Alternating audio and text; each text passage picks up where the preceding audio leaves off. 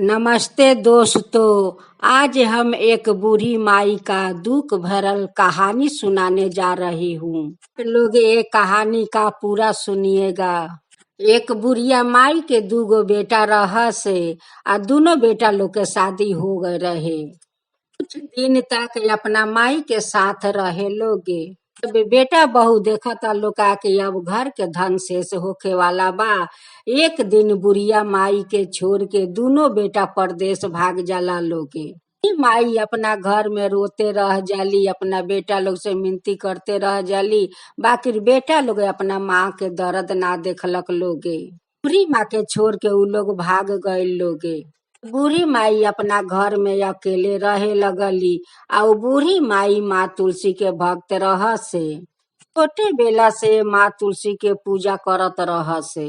माँ तुलसी के पूजा करे जा त इहे बात कह से कि माई सब के माता बारू, आज से तू हमर सब कुछ बारू, तू ही हमर माँ बारू आ तू ही हमर बेटी बारू, तू ही हमर सब कुछ बारू। हम बानी त तोहरे सहारा बानी माता, हम तोहरे सहारा बानी, सेवा हमर यहाँ कोई नहीं खे। माई त अपना तुलसी माँ के सब कुछ मान लेली। तुलसी के रोज नहा धोआ के उनकर सेवा कर से। तुलसी के पेड़ से रोज वो बूढ़ी माई बात कर से। करते करते ता कुछ दिन बीत गए ले। एक दिन दोनों बेटा परदेश से आवेला लोग अपना माँ से धोखा से सही करवा लेवेला लोगे।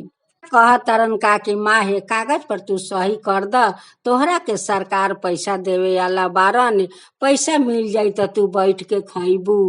अपना बेटा लोग के बात पर विश्वास करके सही त दे देली। तो बेटा मिल के या बूढ़ी माई के घर बेच देलक लोग आ बेच के सारा पैसा लेके परदेश भाग गए लोग।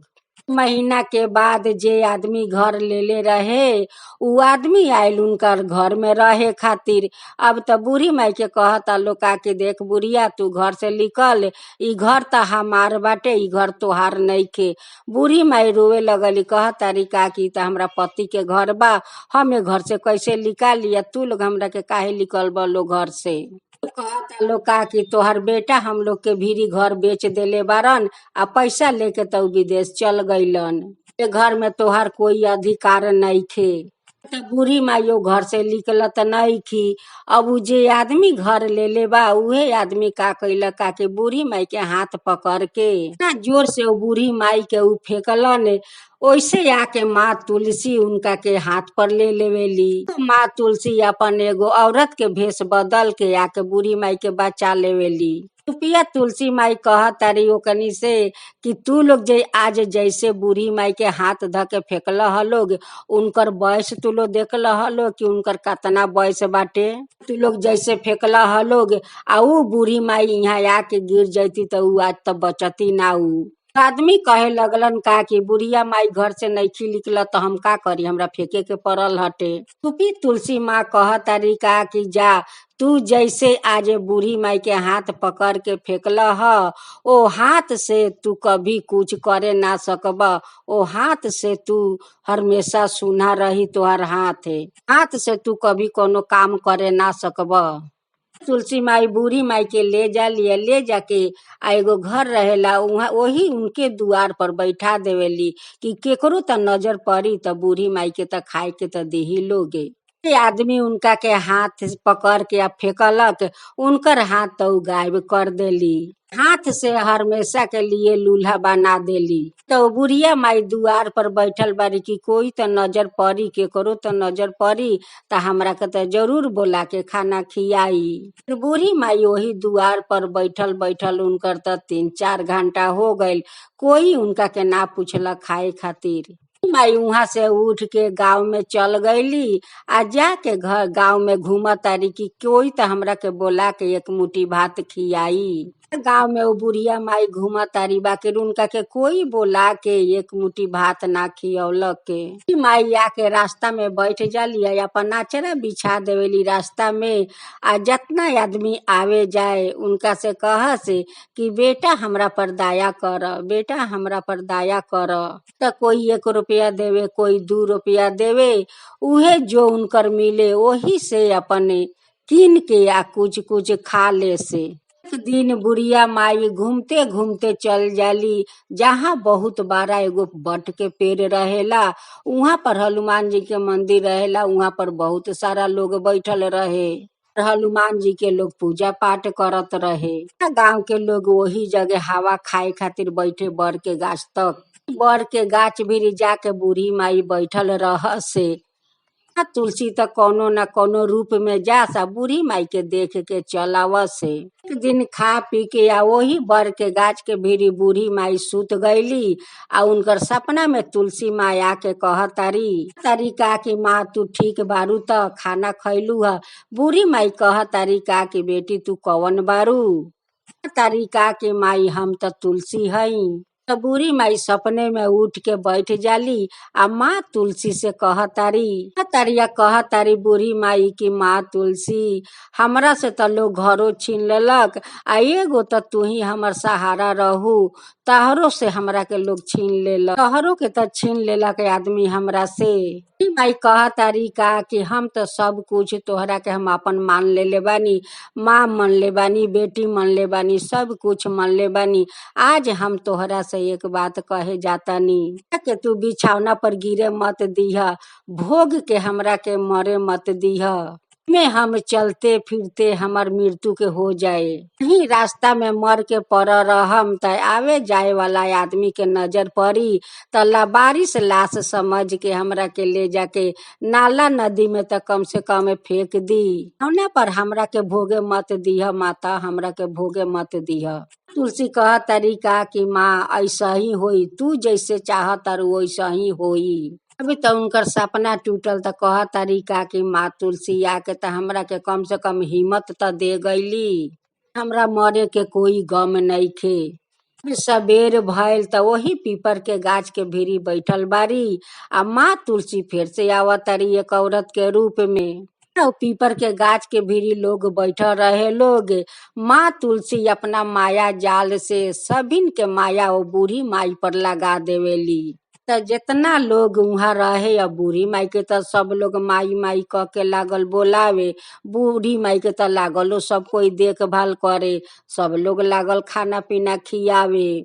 आदमी ना कि अगर सच्चा मन से माँ तुलसी के कोई भक्ति करे त माँ तुलसी कुछ भी कर सकतारी।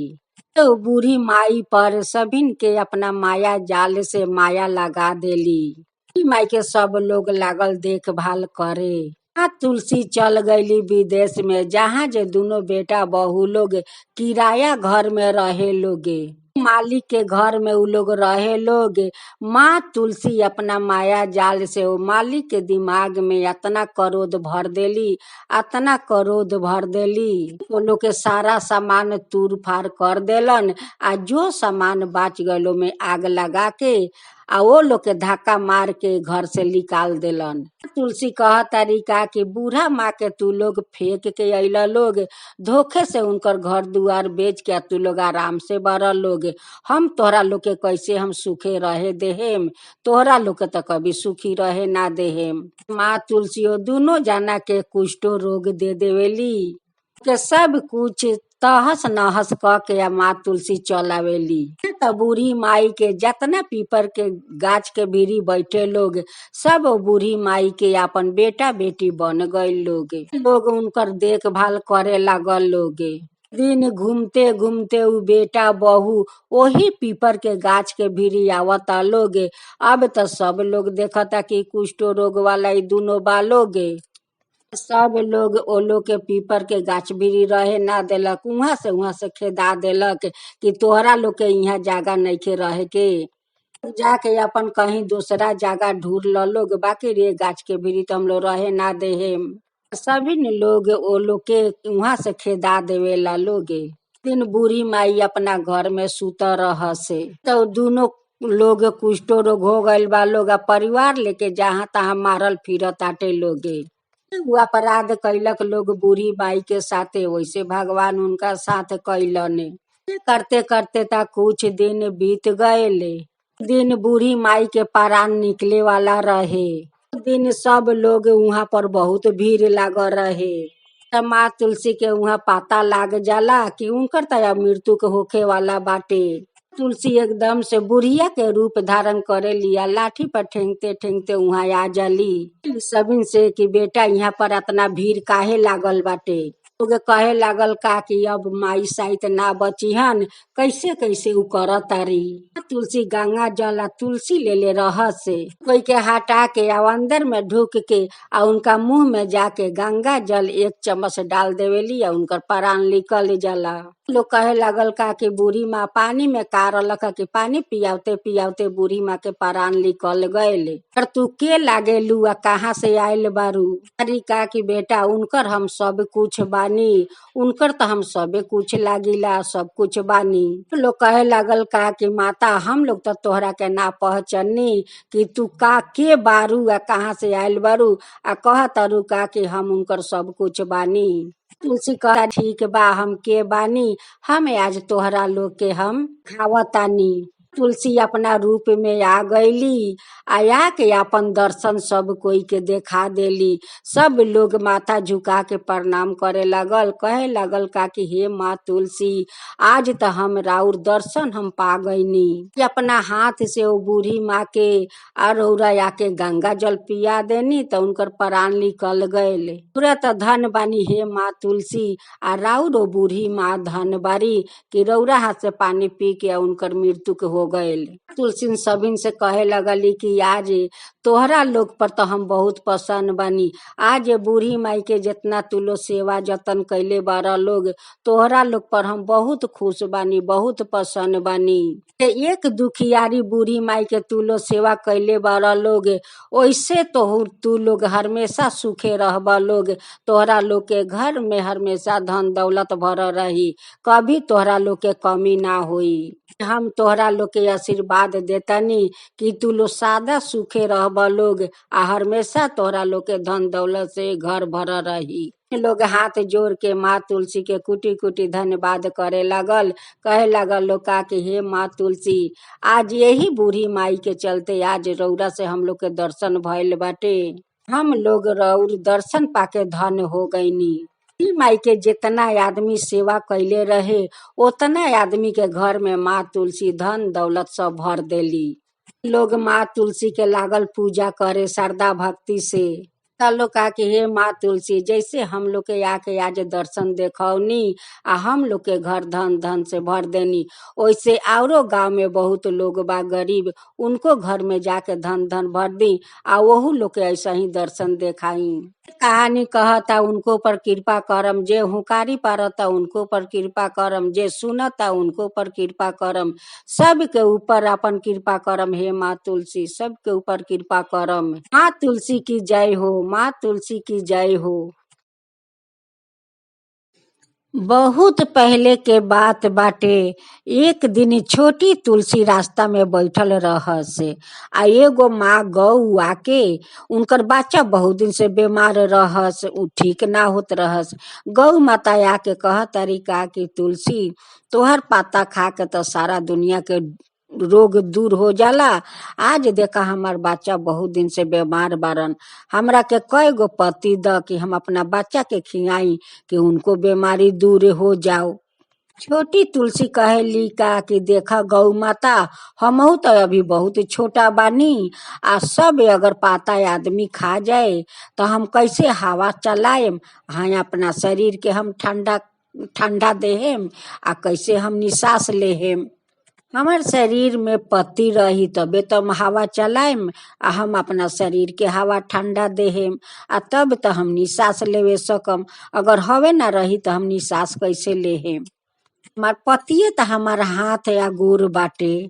गौ माता वो छोटी तुलसी से बहुत मिनती करेली, बहुत मिनती करेली, बाकी छोटी तुलसी एगो बात ना सुनली, अपन पति तो उनका के ना देली। गौ माता के तो बहुत क्रोध आ गल, कहे लगली का कि देख तुलसी यही रास्ता में तू रोवत तरपत रहबू, बाकी तोहर कोई रोवाई ना सुनी आ ना तोहार दुख कोई सुनी आ ना कोई तोहरा के अपना घरे ले जाई। तू यही जग भूखे पियासे तरपत रहबू, बाकी कोई तोहार दुख ना सुने सकी। कहिया हमरे नाही तो कोई पोसू आ जाई, उहे तोहरा के उ अपना मुंह में उठा के आ उ ले जा सकतारन घरे, आ ना त तू यही जग रहले रह जइबू। तो गौ माता उनका के शराप दे के चल जाली।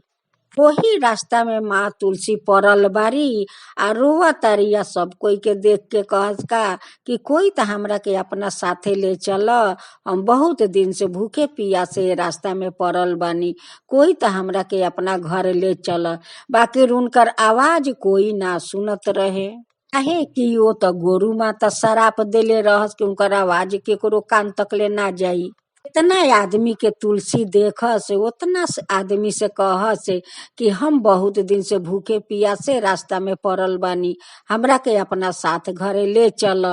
केकरो तो माने कान में बात जाए ना उनकर रोआई कोई सुने सके। एक दिन वही रास्ता से एगो घर के पालतू कुत्ता आवत रहसे। अब तो सुनत तारन कि भाई कहाँ ऐसन आदमी रोअताटे। माँ तुलसी के रोवाई तो उनकर कान तक ले जाए, बाकी देखे ना सकस कि रोवाई कहाँ से आवताटे। आगे बढ़त अइलन देखत तारन का कि त छोटी तुलसी रोअतारी। अब वही तुलसी के अपना मुंह में उठा लेवेलन आ अपना मालिक के घर में चल जालन। तो उनकर मालकिन देख के अपना पति से कहतारी कि स्वामी देखी देखी हम लोग के कुत्ता मुंह में तुलसी माँ के लेके आवतारन, आ यही तुलसी के तो हम लोग बहुत दिन से खोजत रहनी है, बाकी तुलसी तो मिलत ना रही है। आ देखा हम लोग के कुत्ता कहाँ से माँ तुलसी के लिए अइलन। अभी तो दोनों पति पत्नी बहुत खुश बाटे लोग, माँ तुलसी के देख के बहुत खुशी बा लोग। अब तो उनकर पत्नी कहतारी का कि भैरो नाथ तू यही दुआरी पर खड़ा रह, हम अपना तुलसी के पहले आरती करम तब हम ले चलम अंगना में। अब घर में से जाली आ आरती के थाल लियावेली, आ तब जाके वो माँ तुलसी के आरती करेली। तब अपना आंगना में ले जाके लगावेली, आ लगा के माँ तुलसी के बहुत श्रद्धा से पूजा पाठ लगली करे। आ अपना कुत्ता के नाम राख देली भैरोनाथ कि आज से तू भैरोनाथ रहब। आ तो सचमुच के कुत्ता लोग तो भैरोनाथ होला लोग। कर मालकिन पहला खाना बनावस्ता अपना भैरोनाथ के पहले दे से, तब जाके उ लोग पति पत्नी खाना खाए लोग। एक दिन दोनों पति पत्नी पूजा करके माँ तुलसी के चल गए लोग, आ उनकर भैरोनाथ वहाँ बैठ के आ माँ तुलसी के प्रणाम करतारन। अब तो माँ तुलसी देखतारी कि भैरोनाथ हमरा के प्रणाम करतारन। ओ तुलसी में से निकल के आ वो भैरोनाथ के दर्शन देवेली आ उनका के आशीर्वाद देवेली। तुलसी कहेली भैरोनाथ के कि ये भैरोनाथ जैसे तू हमरा के अपना मालिक के घर में ली अइल, आ तोहर मालिक आ मालकिन हमरा के इतना सेवा करताटे लोग, वैसे ये भैरोनाथ तू खुशी से रही आ सुखे रही, आ रोज तोहरा के तोहर मालकिन बहुत अच्छा अच्छा भोजन खियहन। अपना मालिक आ मालकिन के देखभाल तू करी। आशीर्वाद दे के माँ तुलसी अदृश्य हो जाइला। माँ तुलसी तो बहुत बारा हो गईली। एक दिन दोनों पति पत्नी उ लोग पूजा क के माँ तुलसी के आ घर में जाला लोग, आ जाके उनका अपना पत्नी के कहलन का कि देखा माँ तुलसी के पूजा क के मन के कितना शांति मिलत आटे।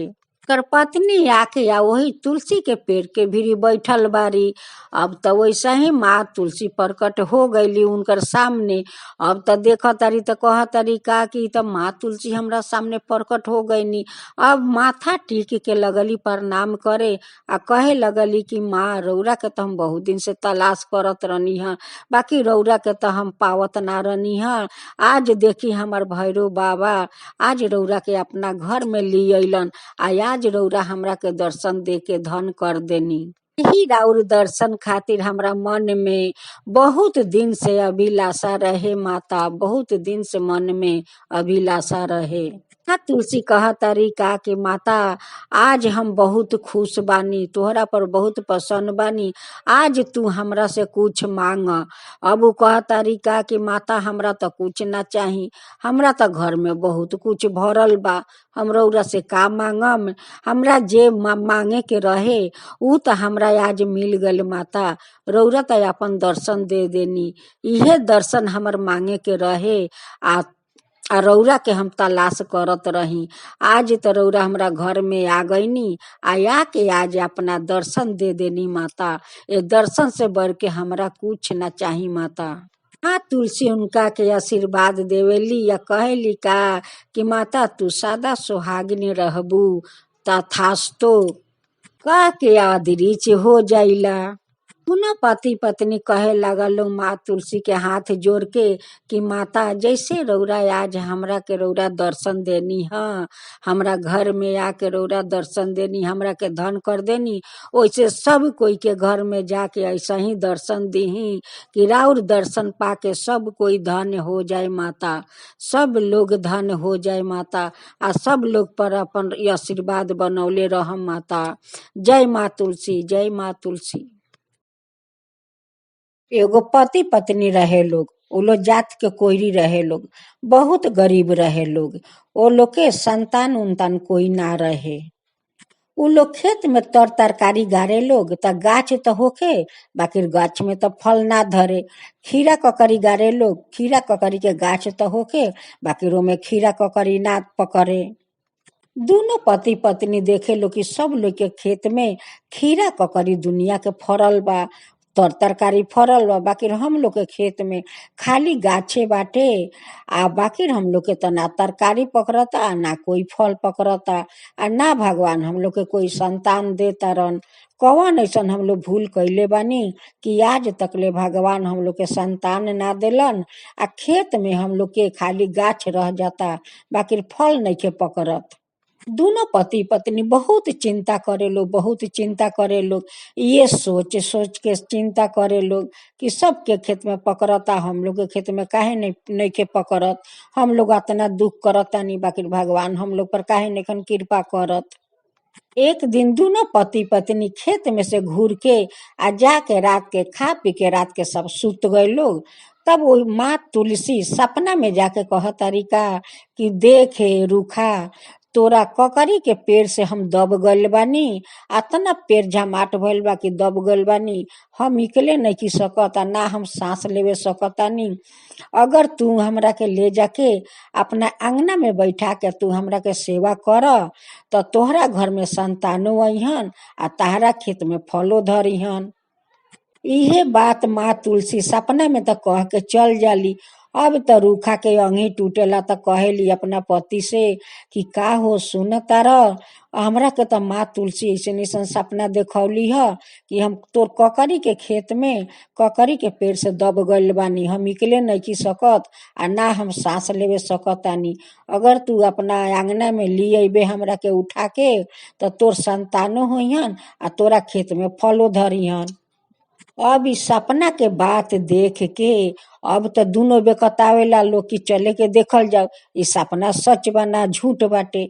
अब तो सारा खेत के सब्जी के गाछ उठा उठा के देखे लागल लोग, ककरी के पेड़ के उठा उठा देखे लागल लोग कि कहाँ माँ तुलसी दबल बारी। देखते देखते एगो पेड़ के भीरी बहुत झमाट रहे ककरी के पेड़, ओही नीचे में माँ तुलसी दबल रहस। अब तो उनकर पति कहतरन का कि सुना हो देखा ठीक है ना, माँ तुलसी के पेड़ नीचे दब गइल बा, देखा नीचे मुँह के सब झूल गइल बारी, उनका कहता गाछ एकदम दबा देले बा, इकले नहीं खे देत। अब तो दोनों बेकत जाके गाछ हटा के आ माँ तुलसी के पेड़ उठा के आ रूखा अपना आचरा में उठा के अपना घरे लियावेली। आ लिया के बहुत श्रद्धा से एगो माटी के चौतरा बनावेली आ वही में उनका के गाड़ के आ लगली पूजा करे। अब तो जे दिन ली अली वही दिन माँ तुलसी उनकर कोख भर देली। आ 8 दिन के बाद उनकर खेत में दुनिया के ककड़ी ध लेलक, खीरा ककड़ी हरियर हरियर सब तरकारी पकड़ लेलक सारा गाछ में। अभी सब देख के दोनों पति पत्नी बहुत खुशी कि हम लोग के तो चमत्कारे हो गए। देखा हम लोग के खेत में इतना दिन से माँ तुलसी दब के रही है, वही खातिर तो हम लोग के खेत में फल नहीं के होखत आ ना हम लोग के संतान होता। आज देखा हम लियनी तो आज हमारा पत्नी के कोख भर देली आ खेत में बहुत सारा फल हो गए। अब तो दोनों पति पत्नी बहुत खुशी हो गए लोग कि देखा हम लोग के माँ तुलसी दबर रही है। आज वो लोग के लिए हम लोग आंगना में तो देखा हमार कोखो भरली खेतों में फल भइल। अब कहे लागल लोग का कि जब अतना माँ तुलसी हम लोग के घर में खुशी दे देली तो हम लोग दोनों आदमी माँ तुलसी के पूजा करम स। अब तो दोनों श्रद्धा भक्ति से लागल लोग पूजा पाठ करे। आ रूखा के तो 9 महीना के बाद उनकर खूब सुंदर एगो बेटा भइल। अब तो उनकर आरो खुशी वो लोग के घर में बढ़ गए कि जाक माँ तुलसी हम लोग के घर में एगो बेटा तो देली आ खेत में तो फल देली।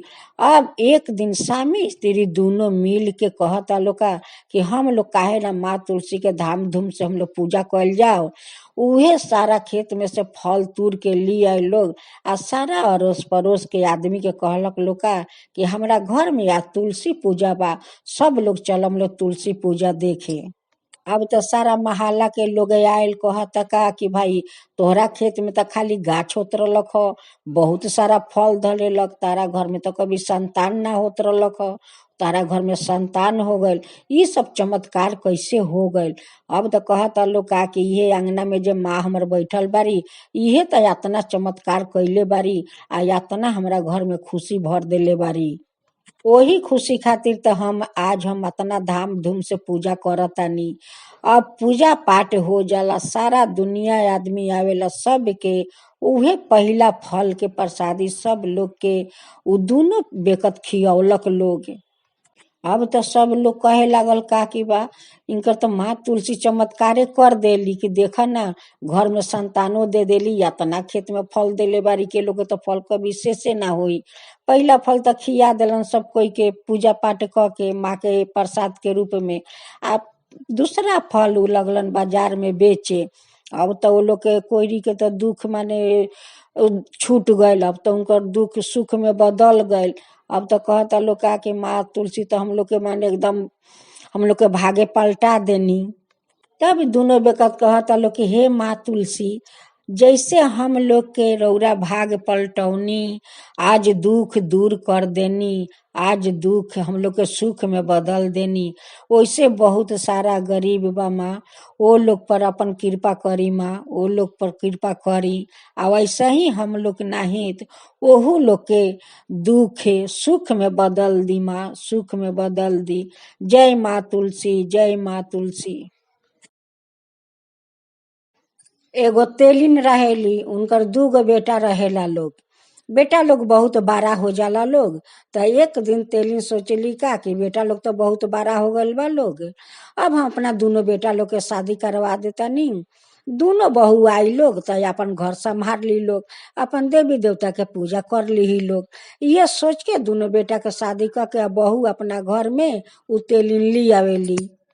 तेलिन अभी अपना ही से पूजा पाठ करत रहस। सोचस का कि ना अभी तो नौतु नौतुन आइल बा लोग, अगर कहीं वो लोग के पूजा पाठ करे के तो कही लोग का के देखा ना हमार सासू माँ आते आते हम लोग के माथा पर बोझ थमा देली पूजा के। वही सोच के उ तेलिन अपना बहू लोग के ना कहस कि तू लोग पूजा पाठ कर। अपना ही तेलिन उ पूजा पाठ करस, रोज देवी देवता के करस आ रोज माँ तुलसी के पूजा करस। उ माँ तुलसी के बहुत परम भक्त रहस। ऐसे करते करते देखते देखते उनकर 1 महीना से बेसी हो गए। एक दिन तेलिन अपना जाके दोनों बहू से कहे लगली कि देखा बहू, तारा लोग तो 1 डेढ़ महीना हो गल शादी कैला, अब अपना घर के देवी देवता के पूजा कला आ माँ तुलसी के पूजा कला लोग। अब तो पतो लोग कहता लोग का कि कोई गाछ के पूजा करेला, आ सब लोग तो देवी देवता के पूजा करेला आ हम लोग जाई गाछ के पूजा करे। हम लोग ये गाछ के पूजा ना करम, तू ही गाछ के पूजा कर। अब तो सासू माँ कह तरीका की गाछ हई, माँ तुलसी के तू लोग कहत लोग का कि गाछ बा आ गाछ के हम लोग पूजा ना करम। अब तो सासू माँ कह तरीका की देखा बहू, ये गाछ के कभी गाछ मत समझिए लोग। ये गाछ एक दिन तोहरा लोग के ऐसा नहीं अपन गाछ देखा दिहन कि देखा ये गाछ में कौन ऐसा शक्ति बा। ये गाछ के तू लोग हीन करता रू अपमान करता रू कि गाछ के हम लोग पूजा ना करम, तू ही गाछ के पूजा कर। अरे हम तो सारा जीवन हम गाछ के पूजा करत नहीं, इनकर तो हम सारा जीवन पूजा करत नहीं, आ इनकर हम तो परम भक्त बानी, आ हम सारा जीवन हम पूजा करम। ऐसे करते करते तो कुछ दिन बीत गए। तो एक दिन उनकर सासू माँ नहा धोआ के आ घर के देवता लोग के पूजा क के आ गईली माँ तुलसी के पूजा करे। अब वही समय में पतोह लोग कहता लोग का कि आगे तारा पूजा करे के ना लगी, जा बाजार से खर्चा आन द, तब आके तू पूजा करी है। अब वो कहा तरीका के देखा बहू, हम तो माँ तुलसी के पूजा कर लेता नी, तब हम बाजार से जाके तार लोग के खर्चा आन देता नी। अब तो पतो लोग कहे लागल कि तोहर गाछ पूजा बारा बा, आ ना हम लोग के पेट पूजा बारा बाटे। अब तो कह तरी सासू माँ का कि तोहर लोग के पेट है ना भांसार ह, तू लोग पेटे खातिर मरत तारू लोग नहीं, बाकी भगवान खातिर तो चिंता नहीं खुलो करत। अभी तो सासू माँ तुलसी माँ के पूजा पाठ क के आ तब जाली बाजार में खर्चा करे। ओने जाली खर्चा करे आ एने दोनों बहू मिल के आ तुलसी के पेड़ उखाड़ के आ मचोड़ के आ कचरा के डिब्बा में फेंक देवे ला लोग। जब वो बाजार से आवत तारी देखा तारी के चौतरा में तो माँ तुलसी नहीं खी। अब तो चारों दिगे लगली उ बूढ़ी सासू माँ खोजे कि माँ तुलसी के कहा ई सब दोनों उखाड़ के फेंक देलक।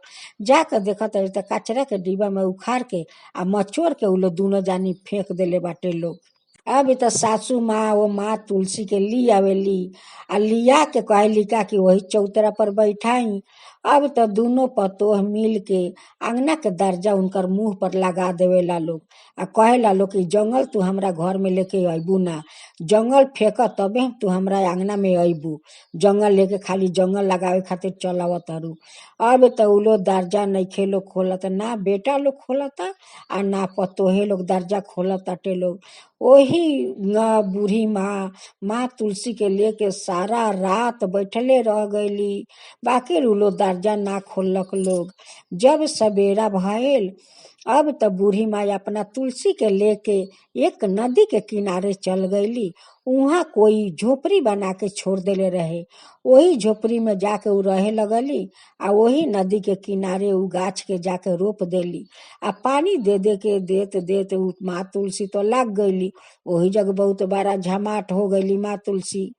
जैसे माँ के बात तुलसी के मचोड़ले रहे लोग, वही ना माँ तुलसी दोनों जानी के वैसन मुंह मचोड़ली, ऐसन मचोड़ली कि वो लोग के तो भयंकर चेहरा बन गए। अब तो गांव में निकलता लोग, अब तो गांव के सब बच्चा सब लागल देख के डरे कि भाई एकनी के कैसन भयंकर डाइन नहीं चेहरा हो गए।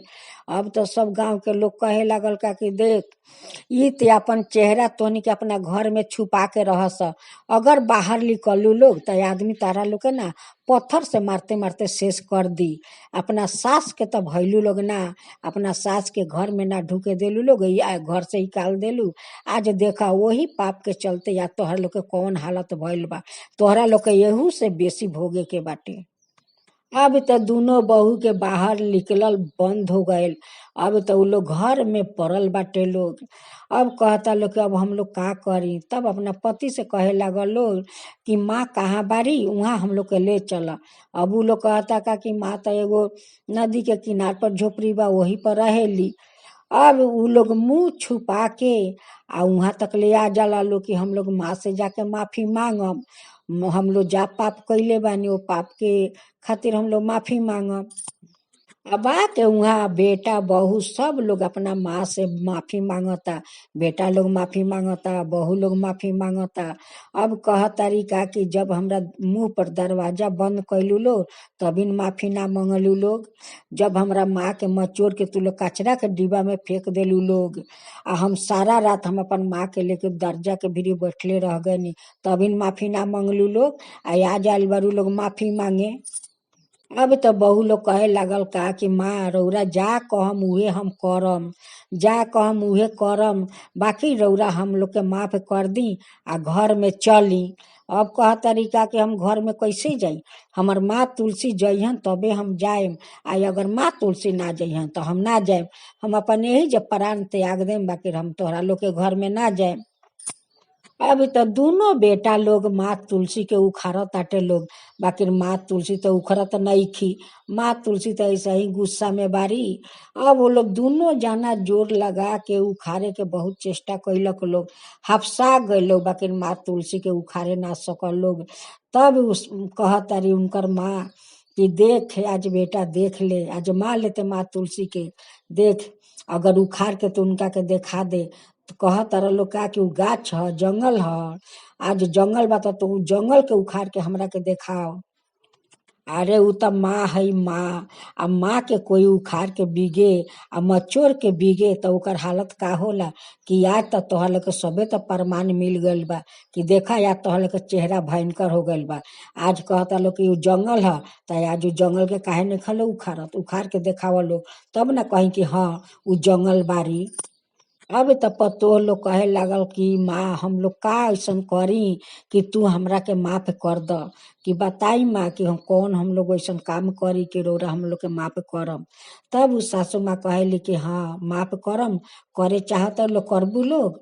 जैसे सारा दुनिया लोग छठ माँ के मानेला कि हम दंडवत करते करते हम जाके माँ गंगा के छुअम, वैसे तू लोग 24 घंटा निर्जल उपास होके अगर अपना घर से दंडवत काट के आया के माँ तुलसी के छुआ लोग, तबे हम चलम घर में, तार आगे हम ना जाए। अब तो सासू माँ कठोर से कठोर वो लोग के दंड दे देली। दोनों बहू तो घर में जाला लोग, 24 घंटा उपास रह के, निर्जल उपास रह के, आ वहां से दोनों जानी घर से दंडवत काटते काटते माँ तुलसी के भीड़ी आवेला लोग, आ माँ तुलसी के छुएला लोग।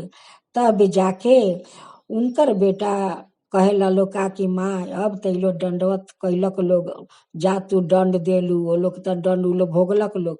माँ तुलसी के तो दंडवत प्रणाम करते करते तो आके उ लोग छू देलक। अब माँ चल, जब माँ आके तुलसी के पकड़ लेवेली तब माँ तो अपने से उठ जाली। अब बेटा लोग देख के चकित हो जाला लोग कि देखा जे गाछ के हम लोग दू दू भाई मिल के उखड़नी, उ गाछ उखड़ली ना। आज माँ खाली हाथ लगा देली तो माँ तुलसी उनकर हाथ में अपने से आ गईली कि ठीक है, ई माँ तुलसी बहुत शक्तिशाली बारी, ई कोई गाछ ना ह। हम लोग कतना मूर्ख बानी कि हम लोग ई तुलसी के हम लोग गाछ समझतानी, ई त माँ तुलसी है, इनकर त महिमा अपरंपार बाटे। इनका बाहर तो सारा जग कभी शुद्ध ना होला। एक पाता अगर भंडार में पड़ जाए तो कभी भंडार खाली ना होला। माँ तुलसी तो ऊ बारी कि सारा जग के ई शुद्ध अकेले क के राखत तारी।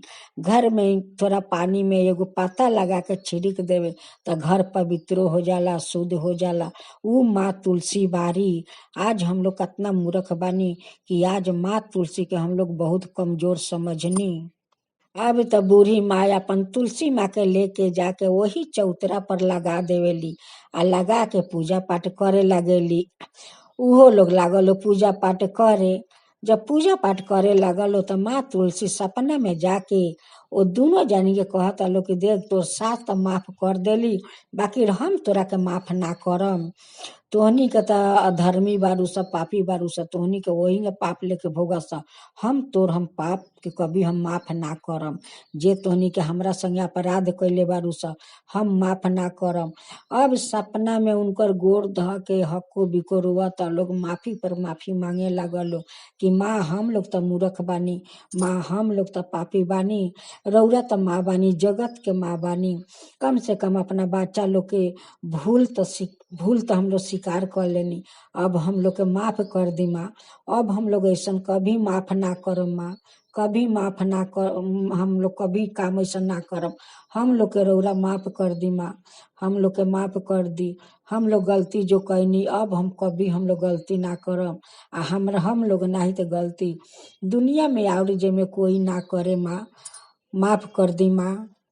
तब माँ तुलसी कहा तरीका कि देख, अगर हमार पूजा करबू लो तो मन में श्रद्धा भक्ति होके के चाही। अगर श्रद्धा भक्ति से पूजा कर लोग आ 7 बार माँ तुलसी के परिक्रमा करे के लागी, तबे जाके हम तोहरा लोग के माफ करम, ना तो हम माफ ना करम। अब कहता लोग कि ना माँ, अब हम कभी भूल ना करम, हम 7 बार परिक्रमा करम आ सवेरे निर्जल उपास हो के राउर हम पूजा करम। अब दोनों जानी माँ तुलसी के लागल लोग पूजा करे, बहुत सेवा भक्ति से पूजा करे लागल लोग। जैसे जैसे माँ तुलसी के पूजा करे लोग, वैसे वैसे वो लोग के मुंह ठीक होखे लागल। अब तो वो लोग के मुंह तो परिष्कार हो गल, माँ परिष्कार कर देली। अब दोनों बहू कहताटे लोग का कि हे माँ तुलसी, जैसे हम दोनों मूर्ख है आदमी के रौरा माफ कर देनी, वैसे सारा दुनिया के माफ कर में। जैसे हम लोग अपना सासू माँ के अत्याचार कैनी, वैसे रौरा लोग कोई पतोह के अपना सास के अत्याचार मत करे दे हम लोग। हे माँ तुलसी, वो सब पर रौरा अपन कृपा बना के राखम माँ, सबके ऊपर अपना कृपा करम माँ। अगर हमार कहानी अच्छा लगे तो बटन दबाएम लोग जरूर। स्वामी स्त्री रहे लोग, वो लोग के कम से कम 6-7 साल शादी कैला हो गए रहे, कोई वो लोग के संतान ना रहे। बहुत देवी देवता के पूजा पाठ करत करत तब जाके एगो उनकर बेटी भैली। अपना बेटी के नाम उ मुनि रखली। वो मुनि कह के उ बोलावे लोग। आ मुनि के घर त माटी के रहे। उनकर दरवाजा के वहाँ चौकट के एक कोना में एगो तुलसी के गाछ भय रहे। वो कम से कम में 8-9 पाता रहे। आ रोज मुनि के माँ अंगना घर झारस, आ रोज वही तुलसी के पेड़ में झाड़ू लगावस। रोज झारस आ रोज झाड़ू लगावस। झाड़ू लगावते लगावते वो तुलसी के पेड़ से सब पत्ता त गिर पड़ेला। अब त माँ कहेली का कि हमारा के त झाड़ू मारते मारते सारा पाता गिरा देतिया, आ हमर डाढ़ त इकलत नहीं खे, हमरा के त आधा मारा बना देले बिया। कहेला ना आदमी कि बाप मतारी कुकर्म करेला त बच्चा लोग भोगेला, आ बच्चा लोग कुकर्म करेला त माँ बाप भोगेला। उहे हाल भय रहे मुनि के आ मुनि के माँ में। अब त जितने झाड़ू लागे उतने माँ तुलसी क्रोधित होखस, उतने क्रोधित होखस। उ पेड़ झाड़ू खात खात आधा पेड़ सूख गए रहे। एक दिन माँ क्रोधित होके आ उनकर बेटी के कट छीन लेवेली। उनकर बेटी अंगना में बैठ के खेलेली। इतना जोर से एक दिन चिल्लाए लगली, इतना जोर से चिल्लाए लगली कि उनकर कठ बंद हो गए। अब त माँ आके उनकर गोदी में लेके अब त अंगना में बहुत रोवतारी, बहुत चिल्लातारी कि हमर बेटी के का हो गए, हमर बेटी के का हो गए। हमर बेटी कांपते कांपते चिल्लाते चिल्लाते हमर बेटी के तो बोली बंद हो गए। अब त मोहल्ला के सब औरत लोग आवेला, कहेला लोग का कि मुनि के माँ का भइल बा कि तू इतना चिल्लातारू। अब वो कहली का कि हम ना जानिला कि हमार बेटी के का भइल बा। हमार बेटी कांपते कांपते इतना जोर से चिल्लैली ह कि उनकर तो बोली बंद हो गई, हमार बेटी तो गूंगा हो गईली। सब लोग कहेला का कि देखा मुनि के माँ, तोहर बेटी ठीक हो जाइहन, तू डॉक्टर भिरी ले जा, देखो कोनो ऐसा असुविधा उनकर गला में हो गई होके, ओके लिए इतना जोर से चिल्लैली है तो उनकर बोली बंद हो गई बा। अब तो डॉक्टर भिरी दोनों पति पत्नी लेके जाला लोग, डॉक्टर के देखावेला लोग। डॉक्टर देख के कहलन का के बच्ची के तो कुछो नहीं के भइल, गला उला तो सब ठीक बा, कोनो इनकर तो असुविधा नहीं खे, इनका तो बोले के चाही। अभी नैखी बोलत, तब तई भगवाने जानतारन कि काहे नैखी बोलती। अब मुनि के माँ कहली का कि डॉक्टर उ कुछ नइखे भइल उनकर, तो काहे नइखी बोलत। अब डॉक्टर कहलन का कि हमरा तो पता नइखे कि काहे नइखी बोलत, बाकी उनकर सब कुछ ठीक बा, गाला कंठ सब ठीक बाटे। अब तो वहां से रोते रोते अपन बेटी के लेके घर में आ जाली। आया के हको बुको अपन बेटी के लेके रोवेली। माँ बेटी रोते रोते रात के सूत गए लोग। जब सूत गए लो तब माँ तुलसी बहुत क्रोधित में आंख लाल करके आ उनकर मुनि के माँ के सपना में आवेली तो कहली का, ए अंधी औरत है, ए मूर्ख औरत है, तोर आंख रहते हुए तू रोज हमरा के झाड़ू मारता रे, रोज हमरा के झाड़ू मार मार के तू आधा मारा बना देले बारे कि हम आज हम सांस नहीं लेवे सकत, हमार मरे के घड़ी हमार आ गइल बाटे। अब त मुनि के माँ के अंगी टूटल त देख तारी काकी त बिहान हो गइल बा, सबेर हो गइल बाटे। आ सबेर के सपना त सच होला। आके चौकट भिरी देख तारी त ठीक वही कोना में माँ तुलसी के एगो पेड़ बा। आ पेड़ आधा सूख गइल बाटे आ आधा गोरा में जिंदा बा। अब त उहाँ बार बार माथा पटकस, बार बार माथा पटक के आ माँ तुलसी से माफी मांगस कि माँ हम बहुत पापी बानी माँ, हम पापी बानी माँ, हम रौरा के मार मार के आधा मारा कर देले बानी माँ, हमरा के माफ कर दीही, हमरा के माफ कर दी। अब त मुनि के माँ उ गाछ उखाड़ के एगो अंगना में माटी के चौतरा बना के आ वही पर गाड़ देवेली। आ गाड़ के दिन में 4 बार 5 बार पानी लगली देवे। पानी देत देत देत देत जब 1-2 महीना बीत गइल तब जाके देख तारी का कि गाछ में गुरी गुरी पाता फेंकताटे। आ रोज वही इंतजार में रहस कि कब तुलसी के पेड़ में पाता फेंकी, कब तुलसी के पेड़ में पाता फेंकी। जब देखली कि पेड़ में गुरी गुरी पाता निकलता तब उनकर मन के थोड़ा शांति मिलल कि अब तुलसी बाच जइहन। अब देखी लोग कि उ मुनि के माँ तुलसी से कैसे अनुरोध करतारी। हमर तुलसी मैया के हाथे में सोना के कंगना, हमर तुलसी मैया के हाथे में सोना के कंगना, हाथ निकाल के देखावा हमरे अंगना, हाथ निकाल के देखावा हमरे अंगना। मुनि के माँ का कहतारी कि राउर त डाल ना होई तो उमे त पाता ना निकली, आ पाता ना होई त हवा ना होई। कि राउर पाता त एक एक सोना के समान बाटे आ एक एक राउर पाता अनमोल बा। हमरा पर विपत्ति आके पड़ली बा, हमरा पर विपत्ति आके पड़ली बा, कैसे करूं मैया विपत्ति के सामना, कैसे करूं मैया विपत्ति के सामना। माने कहतारी मुनि के माँ कि हमर बेटी तो बोबा हो गइल बारी त ई त एगो विपत्ति न बा कि हमरा परा के विपत्ति न पड़ल बा। इहे माँ तुलसी से माने अनुरोध करतारी। माँ तुलसी के पाता बाहर तो कोई जग शुद्ध ना होई। भोज में उनकर एगो पाता पड़ जाला त भोज कभी कम ना होला, जग में उनकर पाता पड़ेला त जग शुद्ध हो जाला। उनकर बिना पाता के कोनो जग शुद्ध ना होला। ओ के लिए उनकर पाता एक एक अनमोल बा आ सोना के समान बा। उहे माने मुनि के माँ रो रो के अनुरोध करतारी माँ तुलसी से। हमर तुलसी मैया के हाथे में सोना के कंगना, हाथ निकाल के देखावा हमरे अंगना, हमरा पर विपत्ति आके पड़ली बा, हमरा पर विपत्ति आके पड़ली बा, कैसे करूं मैया विपत्ति के सामना, कैसे करूं मैया विपत्ति के सामना। अब त मुनि के माँ बहुत श्रद्धा भक्ति से माँ तुलसी के रोज पूजा करे लगली आ रोज 3 बार क के परिक्रमा करस। आ इहे माँ तुलसी से कहस कि माँ हमरा बेटी के रौरा कठ लौटा दी, हमार गलती के दंड हमरा बेटी के मत दी माँ, हमार दंड हमर बेटी के मत भोगाई माँ, हमार बेटी के कठ दे दी। ऊ त गलती हम कैनी, हमार बेटी त नइखी कैले माँ, हमार बेटी के कठ रौरा दे दीही आ हमार माँ हमरा के रौरा माफी दे दी। अब त पूजा करते करते वो माँ तुलसी के तो बहुत सारा डाल निकल आयल आ डार में बहुत सारा पाता, एकदम गाछ तो हरा भरा हो गइल। गाछ गाछ में हो गइल फूल, फूल से पूरा गाछ भर गइल। अब त माँ खुशी हो गईली। तब माँ अब चमत्कार कैसे देखावतारी। एक दिन मुनि के माँ गोबर माटी से चारों दिगे तुलसी माँ के चौतरा लीप के आ अल्पोना चारों दिगे लगा के आ भोग उग लगा के माँ तुलसी के वहाँ पूजा करत रहस आ उनकर बेटी आंगना में बैठा रहस। वैसे माँ तुलसी एगो सांप के पेठावेली, कहेली का कि तू जा, तू मुनि के माँ के गोर के भीरी बैठा रही है, बाकी उनका के कटिया मत।